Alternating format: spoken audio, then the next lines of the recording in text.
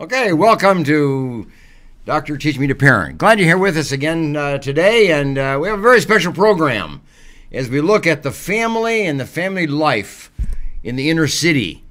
Every city has what we call the inner city, and we're going to talk about what that is and how we define the inner city and who makes up the inner city. But today we have as our special guest Bruce Hood. Bruce Hood is a former chaplain with the jails and with the rescue mission, and now he's a pastor of a church which is a little unusual. It's called Feed My Sheep Ministry, the Church of Feed My Sheep Ministry. You're going to hear about that. There's a whole different way of doing church, and it's a way of doing church in the inner city.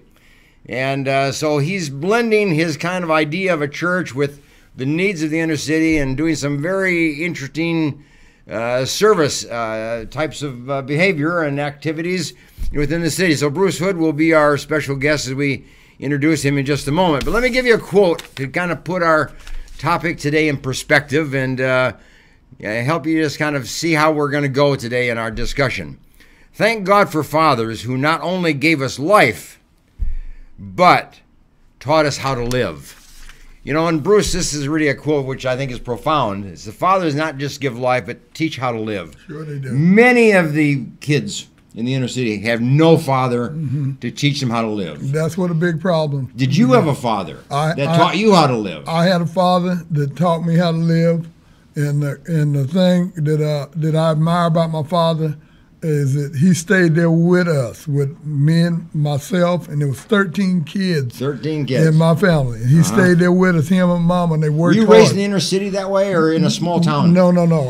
I'm from a little town called Carruthers. I was raised up on the farm. That's a little farm town, yeah. Yeah, and I learned at an early age how to pick up a shovel and go to work. And that's something the children are not taught today. That's right. And so I was raised that's up. One of the first lessons that a father teaches a kid, right? Exactly.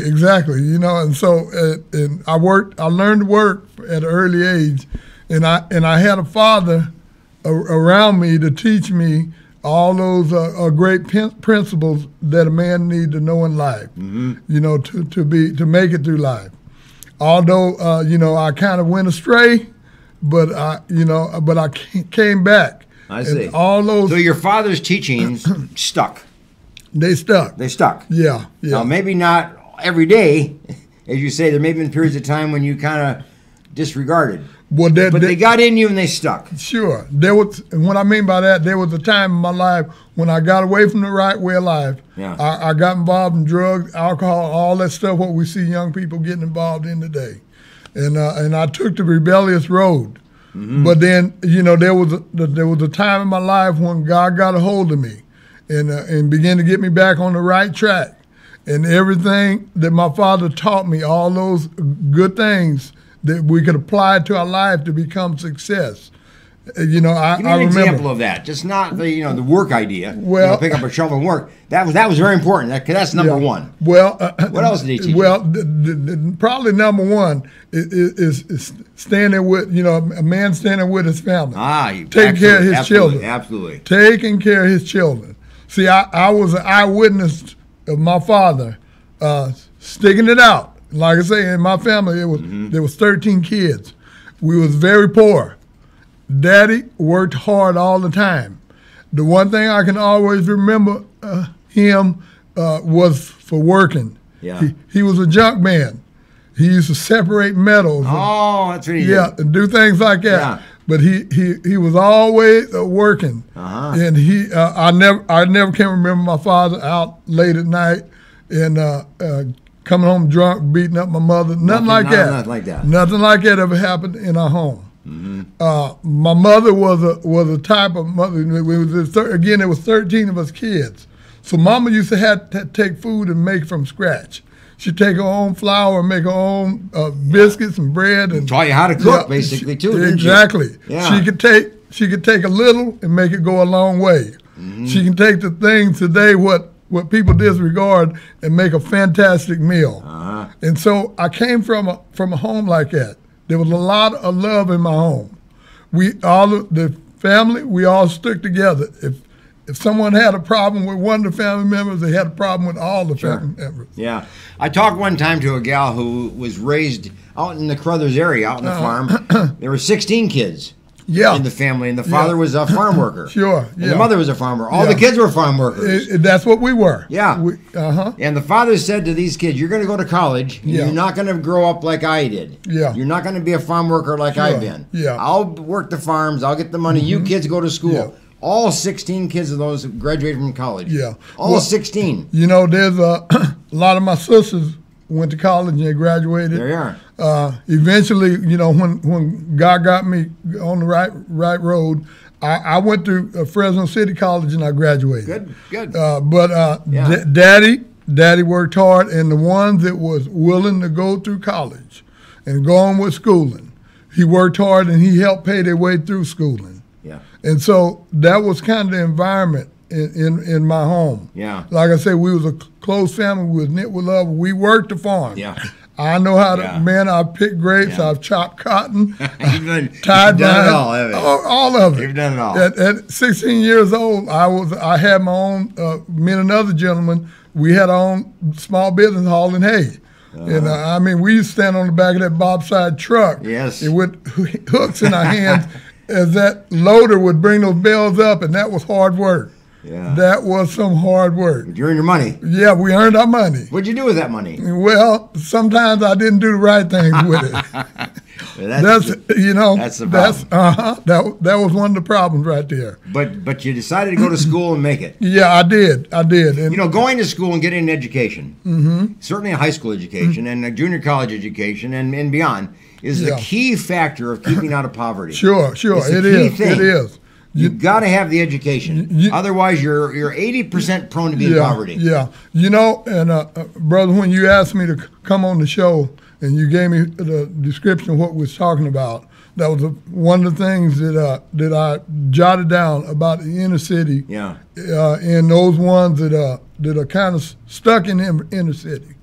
Most of the people that we see in the inner city, they kind of trapped. Oh, they are. And stuck. They are. That's a good. I think it is. I think they're stuck. They don't want to be there necessarily. I don't think anybody wants to be in the inner city. Not at all. Not at all. But they're stuck there. They have no choice. That's right. You know, and one of the factors is education. Yeah, that's a big thing. You know, education and jobs and those finances to raise them up to a level where they can step out of inner city. Yeah. See, you know, when they're in a bracket of maybe a certain income that comes in, maybe welfare, Social Security, whatever it is. Yeah. You know that keeps you kind of confined to a certain area. Oh yeah. You know, to where you can only afford to pay and be there. Yeah. And so we get a lot of our inner city people that are kind of trapped in those inner city areas. You know, the research on that is besides having education as a way of getting out of poverty, getting out of the inner city, is that one person in the family be a wage earner. Yeah. Make money. One person. Yeah. Now, better if two, or the kids make money and so on. But one person at least be a wage earner. Yes. That's the way out of poverty. You got to have the education and one person being a wage earner. Sure. All those things are needed to step out of poverty. Your father was that, wasn't he? He was that. He wanted you to have the education? Yeah. And he earned the money? Yeah. He worked. Your kids worked. You know, and one of the things, too, that kind of helped me is that, you know, I wasn't exactly raised up in that inner city environment. No. You know, we were raised on a farm. We raised on a farm. That's a big difference. And then the things that I was taught, again, I taught how to work. And then I had a good example. My father left me a good example. And all those lifestyles that he lived out in front of me, you know, I remember. You're still living them today. I do. And in fact, you're preaching them today, aren't you? And I do behind the pulpit. A lot of times when I'm behind the pulpit talking to my congregation, I remember things that my mother and father and how they lived and things they taught us. A lot of times I find myself preaching about my dad, you know, and some of the things that he taught me. Well, he was a good example. Yes, he was. For you, but if he was a good example for you, he was a good example for us. Sure, yeah. I mean, that's how you have to look at it. Yes. He had something to say to all of us. Yes, he did. And he left something good behind. You know, being a pastor, I do a lot of funerals. And one thing that I notice at funerals is, you know, we always talk about a lot of times that person's life and those we try to find those good things that person had within his life, so that other people could learn from. Sure. And so, and I always said this, when I leave, I want to leave a good example. I want to leave something that's going to, my life, I want to leave something out of my life that's going to benefit and help other people to. Which is what your father did. Yes. When he left you guys, 16 of you behind, and 13 of you behind, and you guys all took it from there and took it to a new level. Sure, yes. He ought to be proud of you. I know. I would think he would be. I know he is. I know he is. He ought to be. Mother too. Yeah, maybe. yeah. Well, my mother especially. My mother, she was the one that. A lot of times people gave up on me. I was a drug addict for 16 years.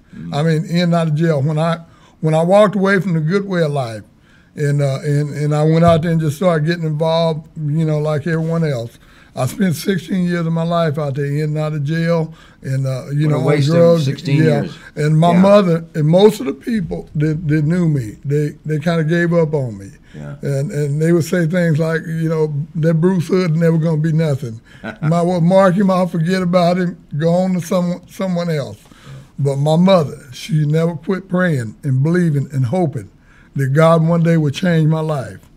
And that happened in 1989. A working father and a praying mother, right? That's what you had, right? That's what I had.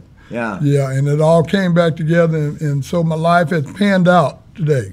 And, and I've been 30 years clean and sober, no drug, no alcohol, and did the best I could for these last 30 years to serve God and serve people in the community. And that's what you're doing. We're going to talk about that. We're going to talk about that, how you kind of serve the people of this community, of your community in the inner city. And so we're going to take a break here, Bruce, for a moment.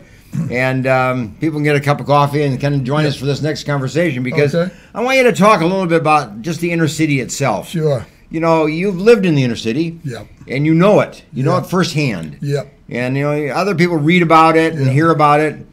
But really, what is the life and breath and the smell of that inner city that's in your heart, and that that you know it more than anybody else. Yeah. So maybe you can educate us a little bit about that. And I want to talk about kind of what are you doing in the inner city. We'll do that, a second to that. But anyway, let's take a little break, get a cup of coffee, and come on back in just a little bit. Okay.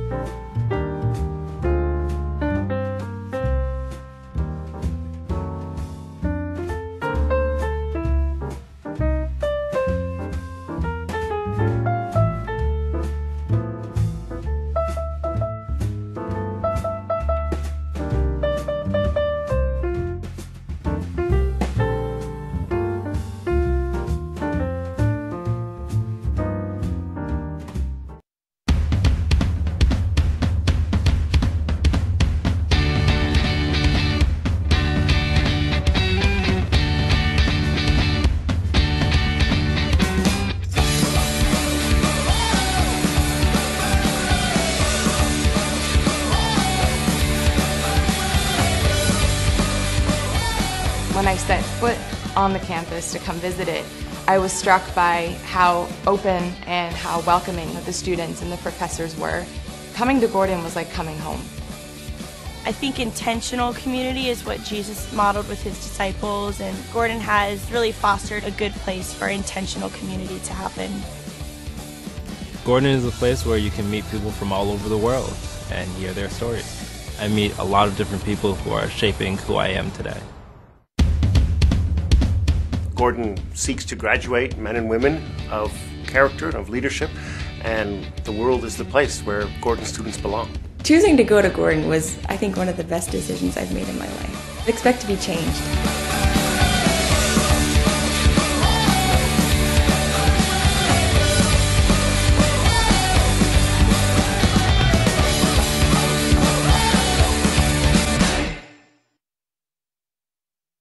Pompe disease is a progressive, multisystemic, debilitation, and often fatal muscular disease. The United Pompe Foundation was formed to assist those affected by Pompe with the medical costs and other expenses that they may not be able to fully cover through their insurance. Visit UnitedPompe.com to learn more and to make a tax-deductible contribution to the United Pompe Foundation.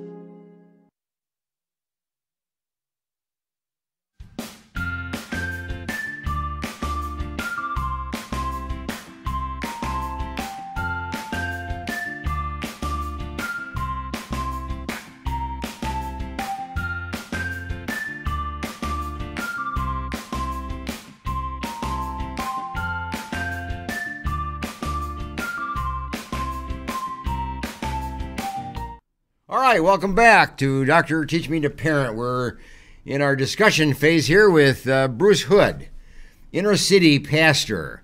And he has a different approach to pastoring than anybody would ever think of because it fits the inner city. He's the pastor of a church named the Good Shepherd. What is it, Bruce? Feed My Sheep Ministry. Feed My Sheep Ministry. That's a whole different type of church than you would never see anywhere else except in the inner city. We're going to talk about that in just a little bit. Sure. But first of all, help me understand, Bruce, just the inner city itself. You know, we talk about the inner city as if it were something. And some of us have bad feelings about it, ideas about it. Some have none of it, just it's a place. What is the inner city in your life and in your experience? Well, how do you think about it? Inner city, number one, is made up of all different types of people. Yes. You're going to find the African American, the Caucasian, you're going to find the Asian, Hispanic, and every nationality. Every nationality that is in the area. In the inner city. And these are people that just have fallen under the poverty level. Mm-hmm. And that's the key factor, isn't it? It's mixed community. Yep. Racially, mm-hmm. and it's below the poverty line. Yep. And they kind of in a situation where they can't get out of. Yeah. Because the financial status. Helpless or hopeless. I don't know what the word is, but yeah. The financial status won't allow them to get out. Mm-hmm. And so you got people in the inner city that just become, we always hear that phrase of like kids become a product of their environment. Yes. And that's like saying you got an environment filled with gangs and drugs and all these things, and you got kids in that environment, the people in that environment. What can happen is those people can become a product of that environment. You just perpetuate it, don't you? You just one life upon the other. Mm-hmm. And it becomes a generational thing. Sure. Kids learn from their parents. Yeah. Like you learn from your parents. Yes, exactly. Yeah. And it becomes a generational thing, and you got kids and families growing up in the inner city that don't want to be there, don't really want to be in those lifestyles, and don't want to do the things they got to do to survive in the inner city, but they kind of trapped and kind of stuck, and they have no choice but to do what they got to do every day, get involved in all the hustle and bustle. A lot of kids that grow up in the inner city, they kind of like, again, become a product of that environment and just kind of get involved in what's going on.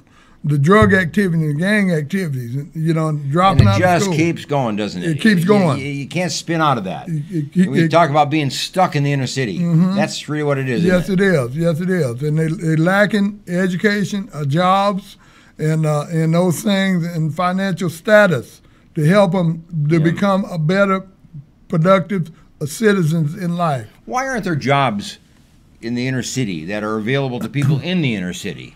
That's something that I have never really understood. Yeah, it's like that, and we have a real low employment rate of people in the inner city. And it's just I get so sometimes it just really bothers me. Yeah, because I get young men over where we at that's just constantly all the time, Pastor, I need a job.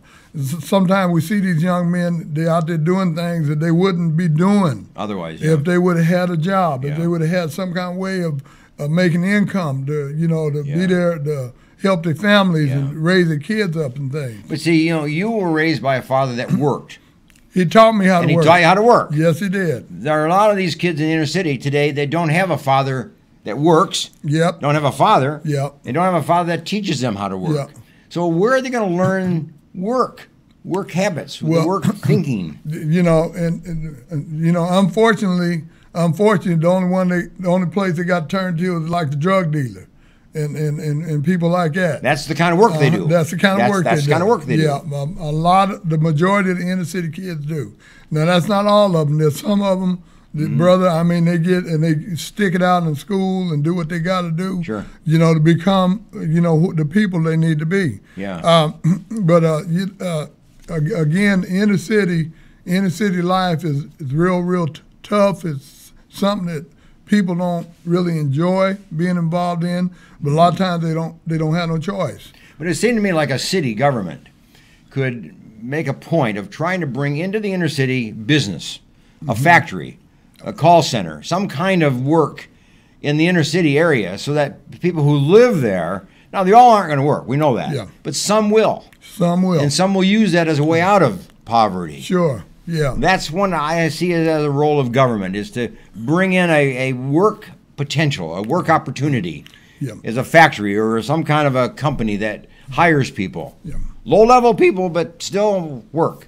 Yeah, and that's what's needed. We need more involvement with the higher class in the inner city. The mixing together. We need more involvement of people with businesses and job opportunities and things like that to bring into the inner city, to begin to work with some of these kids. See, it worked in my life. You know, it did. The work ethics that I learned, and now being able to put them to, you know, one Fresno rescue mission helped me greatly. Yeah. You know, when I was going to ask you about that. Yeah. When I was a drug addict, I went through that program. And it was through that program that God raised my life up. And then I went to work for the Fresno Rescue Mission. And many do, that's right. I went to work there as a chaplain.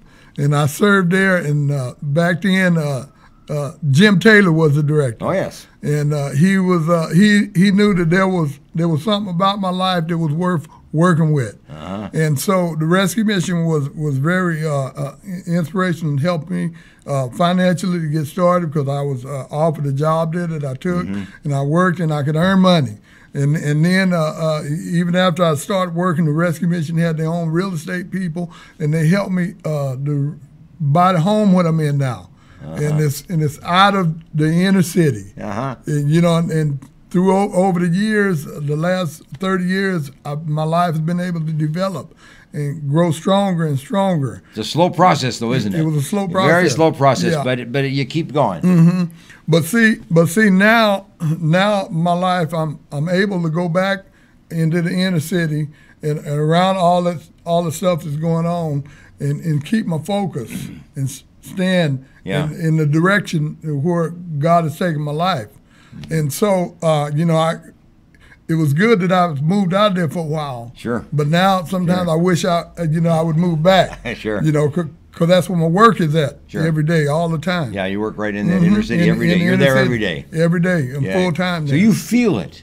Oh, yeah. You live it. You suffer with the people who are in it. Sure. Don't you? I mean, because you feel their feelings. I'm like I say, I'm there every day to see those young men, good, strong, healthy, with good mind on the shoulder, young men that have potential, that are able to become all that they can be, but their life is just being thrown away, going to nothing, because they don't have nothing, don't know what to do. There's nothing available for them over there, and they just don't have good role models. A lot of us good role models, you know. And again, you touch it, brother. You know, the fathers are missing in the home. Yeah.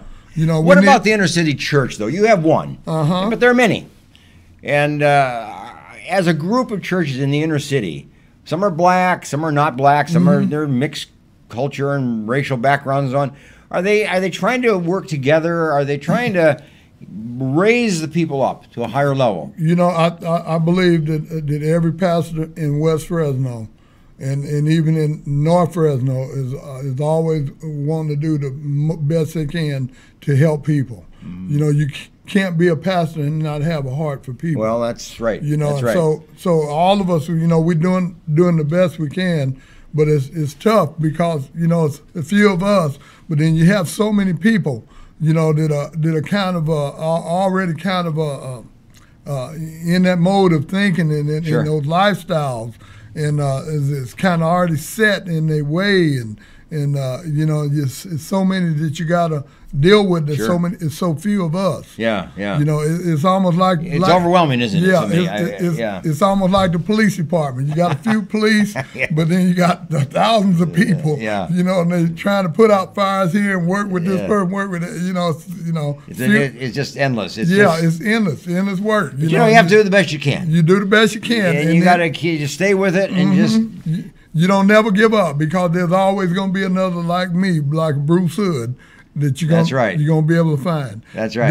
There was a man, he was an Arrow Director of Prison Fellowship, Austin Morgan, years ago when God changed my life and I got out of jail and started working in the church world. He told me this, and I'll never forget it. He said, Bruce, working in ministry is like a man digging for gold out of a bunch of gravel. He said you dig through a lot of gravel, but you finally get find a little gold down in there. And so it's worth it, you know what I mean, to dig through all that gravel, go through all that we go through, but you get that gold. And when you get that gold, it's joy then.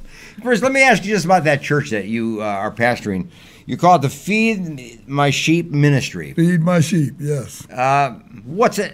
Is it different than most churches? Are you? Well, our church is, we meet. We have a little church building where we meet at and we worship. We have our Bible study and we learn. But most of our time is spent out in the street. Yeah, tell me about that. Well, I came out of the street. I tell people my name is Bruce Hood. I'm from the hood, but now I'm part of the brotherhood. And so I came out of all those environments, and that's what I know. I know, I tell people I'm not no big theologian. I can't, I can't go through all this theological stuff, but I do know enough about the Bible to know that God loves us. And I know how to get out there in the street and work with people. These people that are what we call the throwaways in life, those people that other folk give up on, those families that are out there that are just going through all the mully grubs in life and don't have a clue of how to get out. I do know how to get out and work with those people, and that's what our church is. So you're kind of like a street pastor. That's what I am. I mean, if you think of it that way, don't you? Yes. Door to door, on the streets, where the people live. We spend a lot of time door to door. I'm a lot of time doing a lot of outreaches. We have a lot of car shows and carnivals and things like that. We got a big national bicycle show coming up in May, what we have every year. About 3,000 people attend. Oh, yeah. And it's what it is to Say No to Violence, a national bike show and rally. So I'm always in the community doing things like that. Trying to figure out. Yeah, and then we spend a lot of time knocking on doors, door to door, and working with people. I have a great relationship with the Worship Center Church out near 99 in Manning. And through them, they have a program called City Serve, where they actually get new things that's from department stores. It was like returns. I mean, anything from furniture to appliances, and we're able to get those things. And the agreement is to give them to those people. Well, let's come back and talk about that for a minute. Yeah. That's an interesting idea. Let's take a break. Okay. Because that's a big deal. Sure it is. That is a big deal. Sure. I've never heard of that. Yeah. You mean actually a giveaway of not just the food. Well, we do food too. Yeah, but this is more than food. Yeah, it is. I like that. Yeah, I like that. And people cleave to it. Well, that helps them live more comfortably. And then it gives us a greater opportunity to present the Lord Jesus Christ to them in their lives. Let's come back and talk about that. All right. Let's take a break, and we'll see you in a couple minutes.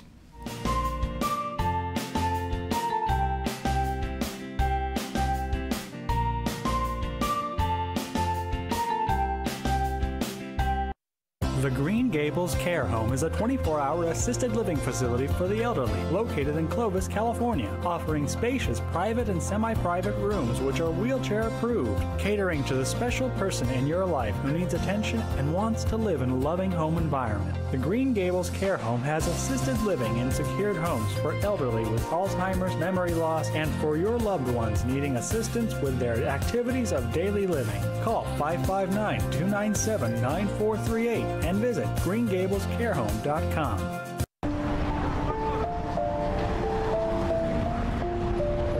Sometimes good intentions hurt rather than help.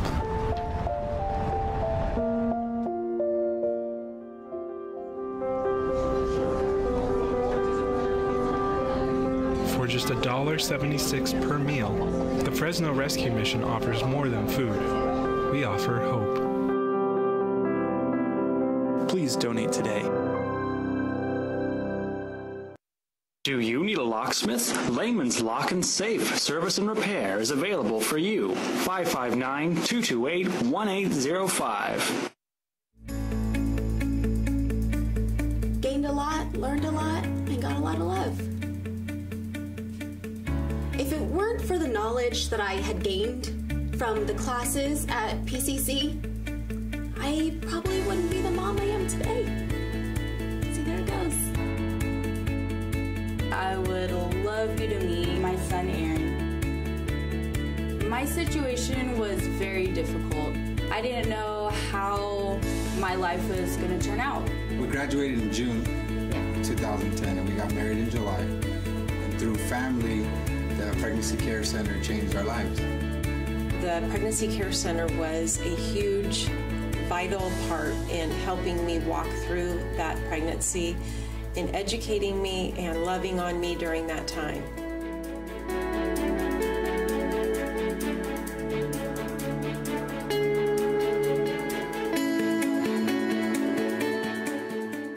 Choosing a Medicare plan can be difficult and frustrating. Susan Hatch can guide you through the Medicare maze and help find the right plan for you. Susan helps people understand the confusing and drastic changes that occur every year in Medicare. Susan will only recommend plans that will protect your assets and allow you to continue to see your personal doctor. As a 100% independent agent, Susan is not controlled by any particular insurance company to steer a person onto any one particular plan. Susan was awarded the #1 Medicare supplement agent in California. Look for Susan's Medicare question and answers every Monday in the Fresno Bee. Call Susan at 559-307-2287 and visit MedicareToday.net.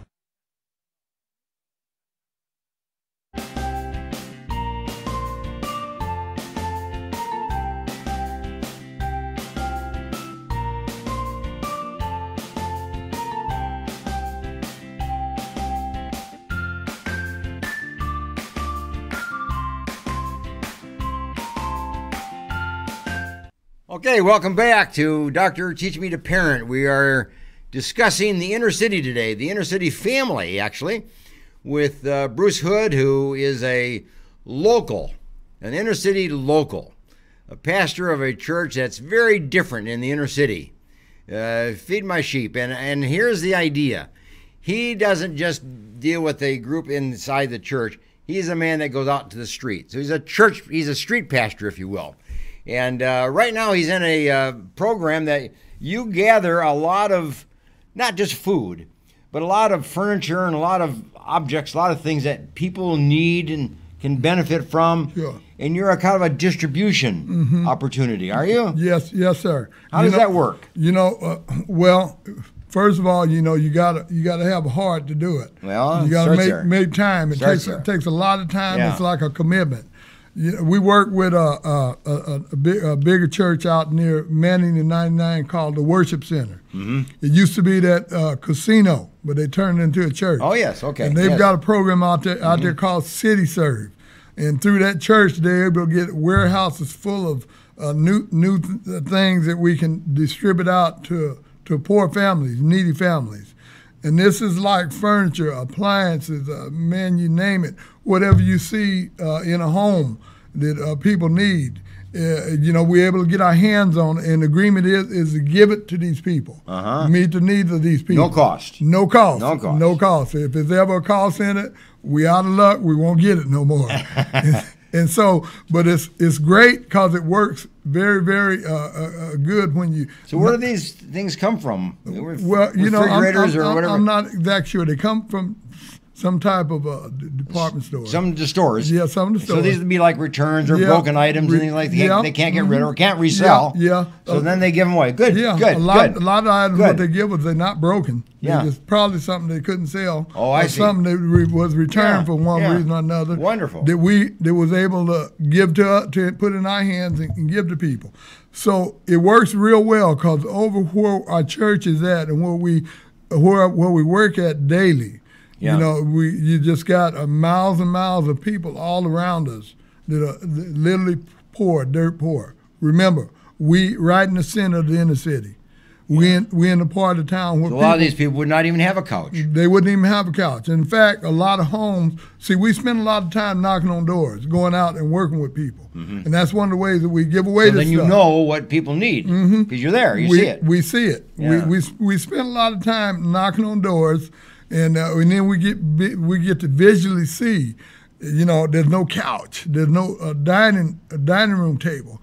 A lot of homes that you walk into are poor, impoverished people. They table to sit down and eat is where they put the kids and some newspaper spread out on the kitchen floor. That's their table. They don't. That's their table. That's their table. I'm literally telling you the truth, man. There's people like that. They just don't have things. A lot of them, you know, you see laundromats are a real big thing today. Yes. It's a booming business. You know why? Because a lot of people, they don't have a washer and dryer. They don't have it. And so they have to spend their last quarters, nickels and dimes, going to a laundromat. You catch a mother that's got several kids, and usually in homes over in that neighborhood, the fathers are missing in action. That's the big problem. That's the issue. The fathers are not sticking it out. That's why it's real big with me. When I remember how Daddy stayed there with me, and he stayed there with all of us. It's real big in my life. Yeah. And I teach that everywhere I go. Oh, and keep doing that. Because I see it. You know, God used that to prepare me to see what's going on today. In reality, the fathers are missing in home. They're not there. They're gone, and they leave. A lot of them leave the wife there and the mother there with those children to raise those families. Yeah. And a lot of times you go into these homes, they're the ones that don't have a couch. They're the ones that don't have beds. They're the sitting ones on floors. They're just yeah. They're the ones. Or a couple chairs for several people, and they have to trade off. And then too, you know, we mentioned wash and dry. You see many of them.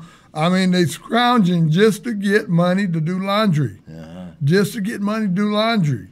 A lot of times the clothes sometimes are not clean because they just don't have the money to do laundry. Sometimes it's a great factor just getting the money to get a loaf of bread. Yeah. You see. And so you know, we got poor inner city people that are going through it in life. A lot of poor people spend most of their day concerned and trying to hustle and bustle and worry about how to get food on the table. Just a few dollars together. And get their bills paid. A lot of them often get their PG&E turned off and all kinds of things like that because they just don't have the money to stretch out to pay that bill. Yeah. And so it's a great work all the time in the inner city. So do you just give them, let's say, a couch or a dining room table or a kitchen table, or is there some kind of No. response that you're asking of them? No, we always invite them to come to church, but you know our love is not based off of them doing something. Yes. You know, and so they don't have to come to your church. Not at all. Or any church, particularly. They don't. I see. All we got to do is see the need there, and we're able to show them a kind of a love by meeting that need, and that's it. That's it. They must appreciate that. Oh, yeah, they do. You must get all kinds of appreciation, gratitude. For people. and then we get some of them that they'll come to church because they're happy. They see something different. Yeah. You know, we live in a life where people's always got the hint they want something. Sure, sure. They're not used to you giving something. Yeah. And so it's a different, to them. And so it's great too because. It's just a joy to see people blessed. Yeah, but when you look at a family like that has no table, no couch, probably no bed or maybe a bed for many people to sleep on, what's the family like in there? I mean, are they loving families? Yeah. Are they caring families? A lot of families. Even though they have no money. A lot of the families are just normal, everyday families that we visit with. Is that right? And many of them have more compassion and love toward other people, you'd be surprised. Tell me about that. Yeah, yeah. I've really noticed that. A lot of poor families like that don't have nothing, they have a lot of compassion for other people, and they have a heart like a heart of gold, and it's because they know what it's like. They know what it's like to live without. I think so, and so we have a good time in our church, being able to meet with people like that. You know, our church is not that big. On a good Sunday morning, we may run about 60, 65 people that attend. That's good size. Our service, but we got the church is based off of doing what we can for other people. You know, again, I grew up in that environment. I know what it is to be poor. I know what it is to live in inner city. Yeah. I know what it is to go out there and have to hustle and bustle, you know, to pay bills and this and that and go through those things that I get to go through. I know what it is to be on drugs. Yeah. And, you know. But you also know that in back of you there's a family. That's right. In your case, you had a father and you had a mother. Yeah, Many don't have a father. I think many don't even have a mother. Yes. You know, full time or even in the home very much. Yeah. Gone and we keep going back to that. And, and you know why? Because those are the things and those characters and those things that Daddy taught me and that I learned at home is what helped me in my life to become where I'm at today and to be the man I am today. Yeah. Again, I got away from those things, but you know, there was a time in my life when God brought me back to the right road in life, and everything that I was taught at home and everything that came out of the home environment, I remember now today. You know, when you're talking, it just strikes me that you're living the very same life your father lived. You know, your father had 13 children to care for. You have 65 people in a church, and you have 165 or whatever it is in that little neighborhood that you're working. Sure, yeah. It's the same idea. Yeah, same idea. To care for them, provide for them, encourage them, support them, help them meet their needs. It's the same thing your father did. Yeah, it's the same thing. You're just following the same example, the same model. Exactly, yeah. Except your family is just a little larger. A little larger. A little larger. It's a little larger than 165 people, too. Well, how many is it? How many would you say that you are touching the lives of? Well, I would say 3,000-4,000 people. Is that right? Yeah, and that's around the neighborhood, yeah. Is that right? You know, we have a food distribution at our church every Friday. And there's 250 families that line up every Friday. If there's 4 Fridays in a month, we do it 4 times a month. If there's 5 Fridays, we do it 5 times a month. Through the food bank and then other organizations. We're able to provide food. Those families line up, and we have committed people out of the church and then out of the neighborhood to come and volunteer, bag up those food items, and those families line up, and they take those bags and bags of groceries home every Friday. Yeah. And so they eat on that probably most of the week. So we have that program going, and then the door-to-door, working with the worship center and City Serve, we have that program going, and then again, most of my ministry, I work with a lot of people that's got problems with drug, alcohol, gangs. You know, that's my everyday life and people I work with. And so we're able to really touch a lot of lives. Yeah. Yeah, we're able to really touch a lot of lives. Is the gang population open to you? Will they talk to you? Will they listen to you? Will they come near to you? Sure, yeah. Are you hands off? No. Most of those men and women that's involved in gangs, they either know about me or they know of me. And when I'm saying about some of them that know about me, some of them that I used to be out there with. I was never a gang member, but I was out there in that drug culture and things like that, and out there in the streets. So they know me. Yeah. And in my family, my family's very large, and we got a history too of being a bad boy too. So a lot of them know me, and they seen where I came from, and they know I mean business. And they respect me. I don't have no problem with them. That's the key. No problem at all. That's the key. And then a lot of them, it could be times when they appear at our church for food. It may be times when we may knock on the door and say, here's a microwave oven, or here's a fan, or a portable heater, what you need. And so they respect me a lot. Yeah. They respect. They know I mean business. I spend most of my time. I'm out in the street every day, all day. Yeah, but gang have the same experience as the rest of us. Mm-hmm. They die. Sure. They need somebody to bury them. Yeah. They have problems personally. Mm-hmm. They need somebody to talk and somebody to listen to them. Yeah. Somebody to just be available to them. Are you that person? Well, sometimes, sometimes, and then perhaps it may be someone else at other times. Sure. But because of the life I come from, and then and where I'm at most of the time out there with them, that I've gained a little bit of trust within them to know that I'm not there to hurt them, but to help them. Yeah. So there's times that they'll open up to me. And there's times that they'll say, well, Pastor, I get every so often one will come to me and say, Pastor, I'm tired. I want to get out of this. I want to stop. I want to quit. They just have seen too much and they've been around too much, and and they just sick of it. It's hard to quit. Yeah, it's hard to get out of it. Sometimes I get every once in a while I get a gang member to come to me expressing those feelings. Yeah. I'm ready to stop. Yeah. So. That must give you a tremendous personal feeling of, we'll call it satisfaction, but just gratitude that you are thankful that you can be in a place where there's a need like this. Yeah, you're the man for it. I'm always grateful that God raised me up, and well, because of your experiences, how you were raised, allows you to do this work and have acceptance. Exactly. Yeah. Because where I was at, and the experiences. And, I'm able to relate to them. Sure. And I'm able to reason with them and relate to them and understand them a little bit more. Yeah. See, and that's where it comes in.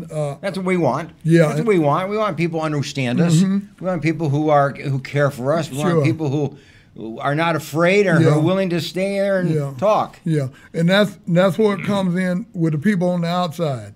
We got to understand, a lot of times the inner city people don't want to be there. Yeah. They just kind of got trapped in an environment. Right. Nobody wants to be there. And they got, and because of income, education, jobs, and all these great factors, they've been kind of put in this environment where they have to survive. Mm-hmm. And so when we understand those things, we understand things about these people, we can have more compassion for them. Sure. We can have more compassion for them. Yeah. Well, let me ask you a question, and just the idea of that inner city family. If they were listening to you today, somebody in that inner city, what would you tell them? Well, I mean, what's if you were knocking on their door, so to speak, today, and somebody come to the door, what would you tell them? What's your message? I would share with them a message of hope. There's hope, no matter what situation you're in. There's always a way. My message would be to keep fighting and don't give up. A lot of times, inner city people give up. Yes. They give up, and then they just become just part of all the bad and ugly things going on. Yeah. They look at their life and they say, well, it's useless. I'm always going to be this. I'm always going to be a drug addict. The hopelessness. The hopelessness. Yeah. And my message would be that there's hope, and it's found in Jesus Christ. That's I got to look at the way I came out. And maybe if a person don't want to be real religious, there's still hope. You just got to keep fighting. You got to keep trying. You got to always remember there's something better. And that's like, again, my mother never gave up on me. That's the message you carry, don't you? Yep, that's the message I carry. Right in your heart, don't you? There's hope. Yeah. You can just hear it. Yeah. You can just hear it. Again, a lot of inner city people give up. Because they've just been in that environment so long, don't look like they're never gonna get out, don't look like nothing's gonna never change, looks like everything's gonna get worse and worse and worse, and so they give up. Yeah. They give up. And that must hurt you. Yeah. That must make you cry almost. Sure. In the sense of anybody who just says there's nothing to it. Yeah. I can't. Exactly. I won't. Nothing will ever turn right. Sure. I'll be this way forever. Yeah. The suicide rate is high. Sure, and that's because of a lot of issues and problems. I mean, that's totally giving up. Mm-hmm. That's how we really give up. Yeah. Yeah. Let me ask you a different question. Okay. And that is the idea of the approach to an inner city population of people. You have the church that does a lot of different things. You have one church, but there are a lot of churches that do their own little thing of food banks and various kind of things. You have the federal government, you have the city government, you have private industry, and you have the person themselves.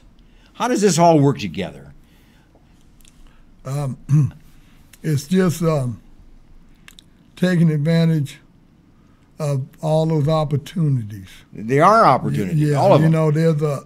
There's a lot of resources that are kind of hidden. Probably so. That could help people. Mm-hmm. But somebody's got to access those. Somebody has to open the door. Exactly. And it sounds to me like that's what you do. Or we try to, but even there's a lot of resources hidden even from our eyes. Sure. And if they're hidden from our eyes, they're definitely hidden from those people in the inner city. But this is not a problem that the federal government can solve. It's not a problem the city government can solve. The state government. I believe if they worked hard at it enough, this is they something can solve everybody it. Together. Yes. It is a thing that's when you see the word community, it comes from the word something in common.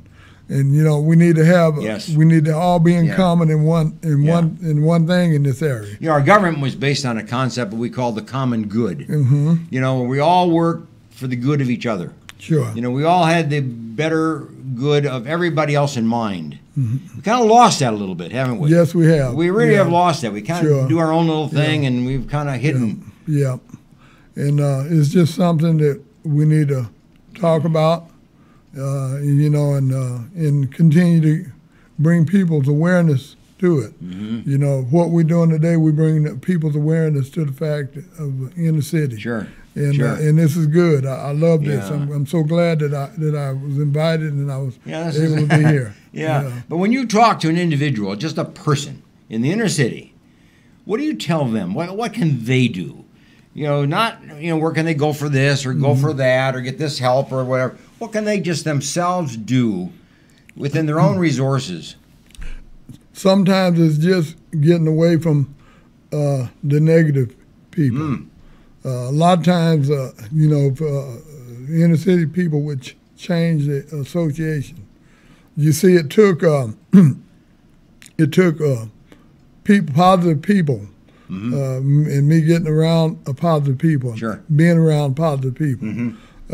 Those local churches. You can't be with positive people until you get away from the unpositive people. You got to get away from the unpositive people, and sometimes it's just we call it association, and then sometimes they can't do nothing about the environment that they're in because they have to live there. Sure. They have to go home and they have to sleep there and eat there in the home and be in that neighborhood. But it's a mind setting that it has to be changed. Sometimes people got to be able to see that there's a way and get away from those negative influences. And get around people with positive influence. That's what it took for my life. And and I reached out and I found people that were positive. And if you want, it was always told me if you want to be an eagle, you got to hang out with the eagle. You got to hang out with the eagle. Yeah, but if you hang out with the turkeys, you're gonna be a turkey. So that's the way it was explained to me, and it's the truth, And sometimes people just gotta, we gotta step up and step out into a realm of people that are more positive. That's right. And then it kind of rubs off on us, and we become that positive environment of that neighborhood. And we're going to close here in a moment. Okay. But, let me give another quote. This is kind of the parenting quote for the day for the audience and for you and for me. And I want you to comment about it afterwards because it kind of sums up what you've been talking about. And what's the kind of final word that you would have, for anybody listening? Maybe somebody out there has a few bucks that they'd like to share and have you use for the good, or maybe they'd like to help you in some way. Sure. Maybe you can just give us a comment on how that could be done. But here's the quote, Bruce, and comment on it. Spend time, not money, on your children. Amen. That's what it is. Uh-huh. You don't have money. Yeah. You're talking with people who don't have money. Yeah. They can't spend money on their kids, but they have time. They got time. And a lot of times, time is more valuable than money. Yes. You know, it's a time that we spend with our children. Yes. The valuable time in teaching them things, you know, and planting those seeds into their life. Yeah. Then those seeds, you know, they'll eventually, like in my life, they'll grow. That's right. And that's what happened in my home. My father planted the seeds, the good seeds that he knew how to plant. Mm-hmm. And he planted them, and now they're growing. They're growing. Yeah, I always remember the things that Daddy taught me. And so how could somebody be of help to you? Well, you know, we could always use finances. You know, everything I do, it always takes finances. Mm-hmm. There's somebody out there that you're a praying person. That could be very, very valuable help. Just somebody standing back in their home and praying. Mm-hmm. But we have I have a phone number and address if a person. Yes, give that to us and then put it on the screen. My phone number is area code 559-978-5469, and there's an address if someone would like to send some kind of donation to help us in the work we're doing, and that address is 4239 North Gilroy, Fresno 93722. And if there's anybody who would like to take a tour of the inner city and get exposed to some things in the inner city and see the work we do, just call me, 559-978-5469. I will take time to walk with you and walk you through. Sometimes we don't get to see the things the inner city people go through until we're right there with them. Okay. And then, I'm going to take you up on that. Oh, well, I'm going to take you up on that. I'm going to do a tour. You come on. I'm going to do a tour. We would love to have you. Okay. We'll take you. Hey, thanks for joining us today. And Dr. Teach Me to Parent has been a great program with Bruce Hood. I could call him Pastor Bruce Hood, but he is. Yeah. And he's the man on the street. He's the man that brings people together. He's the man that brings people to God. So thanks for joining us today. We'll see you next week. Bye for now.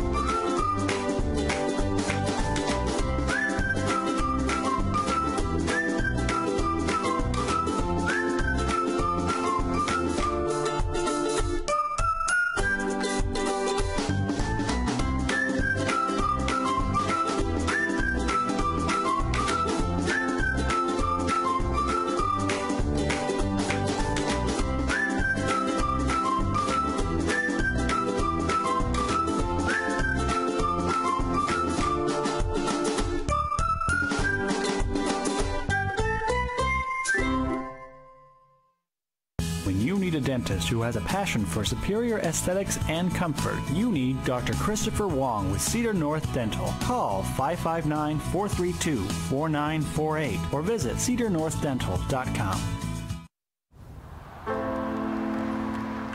Hey! Try to close the club. Tanya, come here. At Boys and Girls Clubs, it's not just about trying new things. Kitchen in my hometown. It's not about learning the right steps. 4 or making contact. 5, 6, 7, 8. It's not about exploring the future. It's about helping them build it. It's about taking steps to greatness. About making a connection.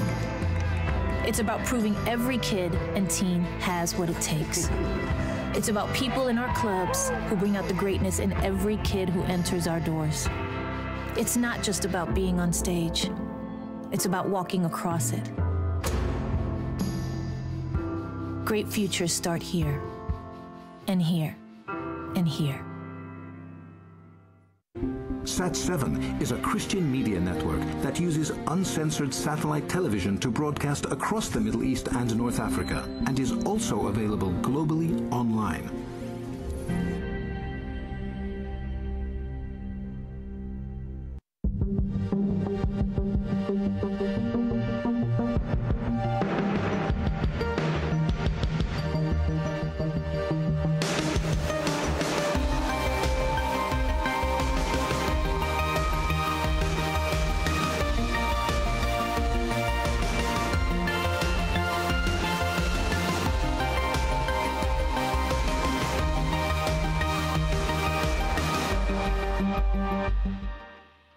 CentralValleyTalk.com